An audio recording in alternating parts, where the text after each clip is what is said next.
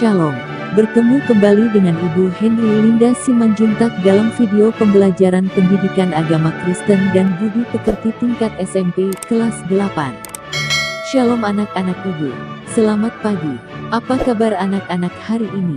Shalom Ibu, selamat pagi Ibu Linda Simanjuntak. Kabar saya hari ini baik dan luar biasa. Shalom Ibu, selamat pagi Ibu Linda. Kabar saya hari ini baik dan luar biasa. Shalom Ibu, selamat pagi Ibu Linda. Kabar saya hari ini baik dan luar biasa. Anak-anak Ibu, sebelum kita memulai pembelajaran kita, marilah kita berdoa, mohon tuntunan dari Roh Kudus. Materi kita hari ini, bab 8, dengan judul Setia Beribadah, Berdoa dan Membaca Alkitab. Bahan Alkitab, Efesus 6 ayat 18 dan Roma 12 ayat 12. Indikator dari materi kita hari ini, yang pertama, melakukan observasi mengenai kesetiaan berdoa dan membaca Alkitab di kalangan remaja SMP dan keluarga Kristen. Kedua, menulis doa permohonan supaya Allah membimbing siswa untuk hidup baik dan benar serta mampu melaksanakan tugas dan kewajibannya di rumah dan di sekolah. Ketiga, menjabarkan hal-hal penting yang tercakup dalam doa Bapa Kami. Keempat, menjelaskan pentingnya setia beribadah, berdoa, dan membaca Alkitab sebagai wujud memelihara iman. Dan yang terakhir, membuat janji untuk setia berdoa, beribadah, dan membaca Alkitab. Anak-anak Ibu mungkin pernah mendengarkan pepatah yang mengatakan, doa adalah nafas hidup orang beriman. Doa sebagai nafas hidup artinya doa merupakan kebutuhan bagi orang beriman. Karena tanpa doa, manusia akan binasa. Ibadah, doa, dan membaca Alkitab adalah 3 hal yang saling berkaitan satu dengan yang lain.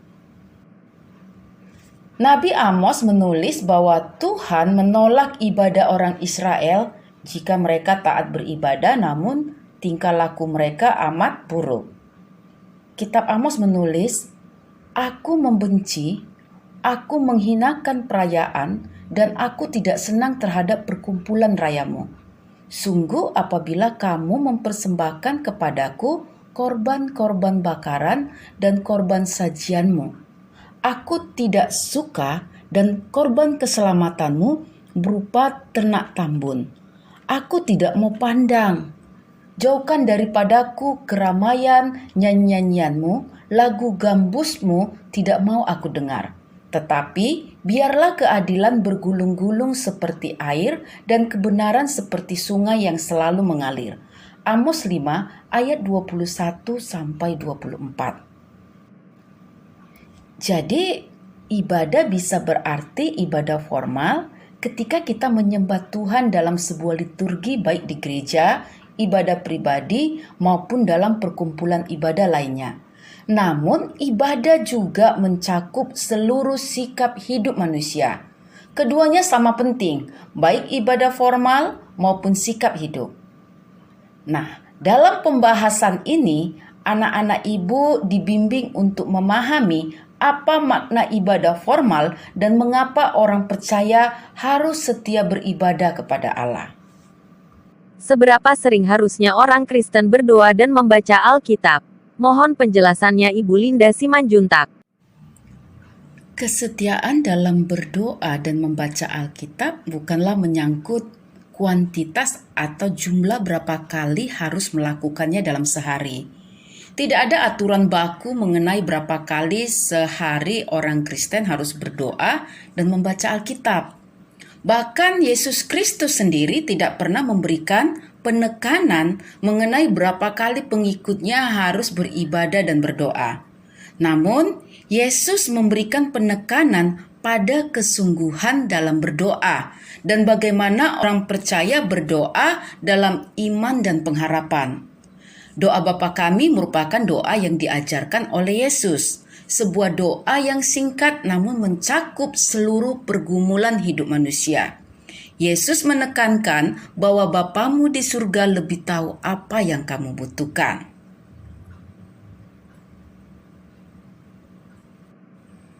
Dalam kaitannya dengan ibadah dan doa, kita bisa belajar dari jemaat Kristen pertama yang memiliki kehidupan ibadah yang luar biasa.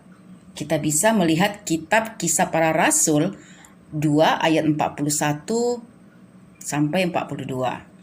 Di sana dituliskan bagaimana cara hidup mereka. Petrus yang berkhotbah pada hari Pentakosta telah menyebabkan banyak orang bertobat dan dibaptis dalam nama Yesus. Mereka bertekun dalam pengajaran rasul-rasul dan dalam persekutuan. Dan mereka selalu berkumpul untuk memecahkan roti dan berdoa. Tidak hanya beribadah, berdoa, dan membaca Alkitab, tapi mereka juga saling menolong tanpa pamrih, terutama bagi mereka yang kekurangan. Kehidupan ibadah mereka bukan hanya diwujudkan melalui ibadah formal, namun juga melalui praktek kehidupan. Seberapa pentingkah ibadah, berdoa dan membaca Alkitab bagi orang Kristen? Mohon penjelasannya Ibu Linda Simanjuntak. Sangat penting sekali. Yesus Kristus telah memberikan contoh mengenai pentingnya ibadah, berdoa, dan membaca Alkitab. Anak-anak ibu bisa membacanya dalam kitab Markus 1 ayat 35, Markus 6 ayat 46, Lukas 5 ayat 16, Lukas 6 ayat 12, Lukas 22 ayat 41 dan 42. Jadi, amatlah penting bagi orang Kristen untuk memelihara iman dan pengharapannya. Salah satu cara penting dalam memelihara iman adalah melalui ketekunan dalam beribadah, berdoa, dan membaca Alkitab. Coba anak-anak ibu sebutkan apa yang kamu pahami dari arti ibadah dan arti doa. Ibadah adalah kegiatan ritual yang dilakukan dalam rangka menyembah Tuhan Allah, bersekutu bersama saudara-saudara seiman, melayani Tuhan, dan mengucap syukur atas anugerah Tuhan. Demikian Ibu Linda Simanjuntak.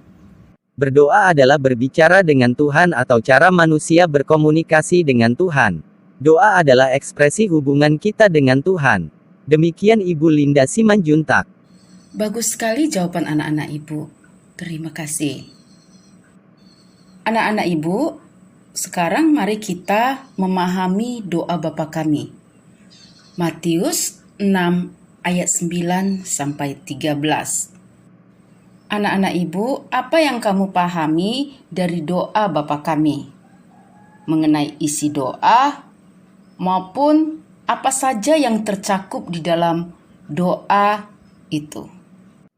Yang saya pahami dari doa Bapa Kami yang diajarkan oleh Tuhan Yesus adalah yang pertama, tiap orang dapat berbicara langsung dengan Allah Bapa.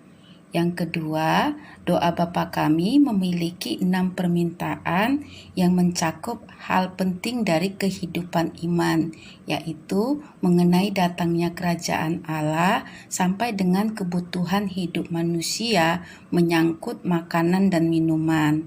Yang ketiga, orang percaya meminta pengampunan Allah Bapa, tapi serentak dengan itu orang percaya dituntut untuk saling mengampuni. Demikian Ibu Linda Simanjuntak. Bagus sekali jawabannya, Nak. Terima kasih. Anak-anak Ibu, perhatikan dari kitab Injil Matius 21 ayat 22 yang tertulis, "Dan apa saja yang kamu minta dalam doa dengan penuh kepercayaan, kamu akan menerimanya." Jadi, ada beberapa panduan yang diambil dari ajaran Yesus mengenai berdoa. Yang pertama, berdoalah dengan penuh penyerahan diri kepada Allah sebagai Bapa yang penuh kasih. Kedua, berdoalah secara alami, mengungkapkan isi hati kita dan penyerahan diri kepadanya. Yang ketiga, berdoa dengan kata-kata yang sederhana dan tidak berbelit-belit. Keempat, berdoa dalam kepercayaan bahwa Allah Maha mendengar dan Ia menjawab doa kita menurut kasih dan keadilannya. Kelima, berdoa dan membaca Alkitab harus sesuai dengan kehendak Allah. Keenam, ingat, tidak ada masalah yang terlalu besar atau terlalu kecil untuk didoakan. Dan yang terakhir, berdoalah dalam iman dan pengharapan padanya. Mengapa orang Kristen harus setia beribadah kepada Tuhan, berdoa dan membaca Alkitab? Mohon penjelasannya Ibu Linda Simanjuntak. Ada beberapa alasan mengapa orang Kristen harus setia beribadah kepada Allah, setia berdoa dan membaca Alkitab. Yang pertama, dalam ibadah, berdoa dan membaca Alkitab, orang beriman mewujudkan iman dan percayanya kepada Allah, bahwa Allah telah terlebih dahulu datang kepada manusia. Allah menyapa, mencari, serta menyelamatkan manusia.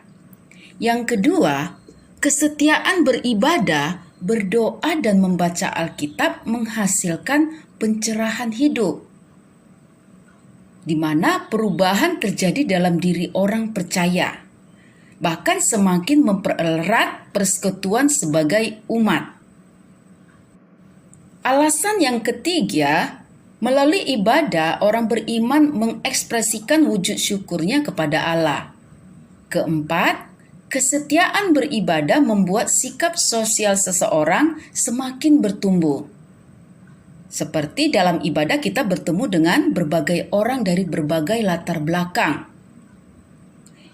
Alasan yang kelima, memupuk persekutuan sebagai sesama saudara seiman. Dengan melalui ibadah dan berdoa dan membaca Alkitab, kita membangun hubungan yang akrab dengan Allah, bertemu dengannya dan berkomunikasi dengan akrab. Apakah ada aturan tertentu dalam beribadah, berdoa maupun membaca Alkitab? Mohon penjelasannya Ibu Linda Simanjuntak. Meskipun dalam Yesus kita menjadi anak-anak Allah dan menyebut Allah sebagai Bapa, namun dalam ibadah, berdoa dan membaca Alkitab, kita tidak boleh seenaknya. Mungkin di zaman dahulu orang yang akan beribadah dan berdoa haruslah menyucikan dirinya terlebih dahulu, karena Allah adalah Allah yang Maha Kudus dan umat diwakili oleh para imam. Namun oleh kedatangan Yesus Kristus yang telah menjadi kurban pendamaian bagi manusia dengan Allah, memungkinkan manusia untuk secara langsung berdoa dan beribadah pada Allah. Namun demikian, kita wajib melakukan ibadah, berdoa dan membaca Alkitab dengan sikap hormat kepada Allah yang kita sembah. Kita wajib memuliakannya dalam sikap yang baik dan benar. Dalam Injil Matius pasal 6 ayat 5-8, Yesus mengajarkan sikap yang baik dan benar dalam berdoa. Yesus menuntun orang percaya untuk bersikap benar dalam berdoa. Juga Tuhan Yesus mengkritik orang-orang yang berdoa dalam sikap yang tidak benar. Apakah semua doa dijawab sesuai permintaan kita? Mohon penjelasannya Ibu Linda Simanjuntak. Dalam Injil Matius pasal 6 ayat 8, Yesus mengatakan, "Karena Bapamu mengetahui apa yang kamu perlukan." Kalimat ini memiliki makna yang dalam, bahwa Allah lebih mengetahui apa yang kita perlukan. Doa dan permohonan orang percaya akan dijawab sesuai dengan kasih dan keadilan Allah, karena Allah lebih tahu apa yang kita perlukan. Dalam Injil Matius pasal 21 ayat 22 tertulis, Dan apa saja yang kamu minta dalam doa dengan penuh kepercayaan, kamu akan menerimanya. Jadi doa kita akan dijawab, kita akan menerima jawaban atas doa-doa kita, namun jawaban itu diberikan berdasarkan pertimbangan Allah. Setiap beribadah, berdoa, dan membaca Alkitab membawa pengaruh dalam kehidupan beriman kita. Antara lain, yang pertama, membawa kegembiraan dan kebahagiaan karena kita memiliki hubungan yang akrab dengan Allah. Ada ketenangan hati karena kita yakin Allah ada di dekat kita. Yang kedua, menumbuhkan iman dan percaya kita padanya karena firman-Nya menguatkan iman yang lemah. Yang ketiga, penerang bagi langkah hidup kita sehingga kita tidak tersesat. Mazmur 119 ayat 105. Keempat, membimbing hidup kita sehingga kita diarahkan ke tujuan yang benar. Kelima, merupakan arah jalan yang kita pilih dan tidak dapat dibelokkan oleh siapapun karena di jalan itu ada Yesus Kristus yang menjaganya. Tugas untuk anak-anak ibu, buatlah janji bersama untuk setia beribadah, berdoa, dan membaca Alkitab. Janji itu bisa kamu buat dalam berupa slogan, doa, maupun puisi dan bentuk aktivitas lainnya yang bertujuan agar kamu dan teman-temanmu setia dalam beribadah, berdoa, dan membaca Alkitab. Anak-anak ibu, kesimpulan materi kita hari ini, ibadah, berdoa, dan membaca Alkitab merupakan napas hidup orang beriman. Sebagai napas hidup, 3 hal itu merupakan penopang utama bagi kehidupan orang beriman. Ada banyak alasan yang menghalangi remaja untuk setia beribadah, berdoa, dan membaca Alkitab. Kesadaran untuk menjadikan ibadah, doa, dan membaca Alkitab sebagai napas hidup haruslah lahir dari dalam diri sendiri. Dengan demikian, iman kamu semakin bertumbuh dalam ketaatan kepada Allah di dalam Yesus Kristus. Anak-anak ibu yang ibu kasihi dalam nama Tuhan Yesus Kristus, mari kita akhiri pertemuan kita hari ini dengan berdoa. Bapa yang bertata di kerajaan surga, terima kasih karena pada hari ini kami telah belajar tentang bagaimana menjadi remaja yang setia, beribadah, berdoa, dan membaca Alkitab. Tolong kami Tuhan, mampukan kami agar kami memiliki komitmen dan kesadaran diri agar kami senantiasa setia beribadah, berdoa, dan membaca Alkitab sehingga iman kami semakin bertumbuh dalam nama Tuhan Yesus Kristus. Terima kasih Tuhan Yesus. Amin. Sampai di sini pertemuan kita hari ini. Sampai bertemu di pertemuan berikutnya. Tuhan Yesus memberkati kita semua.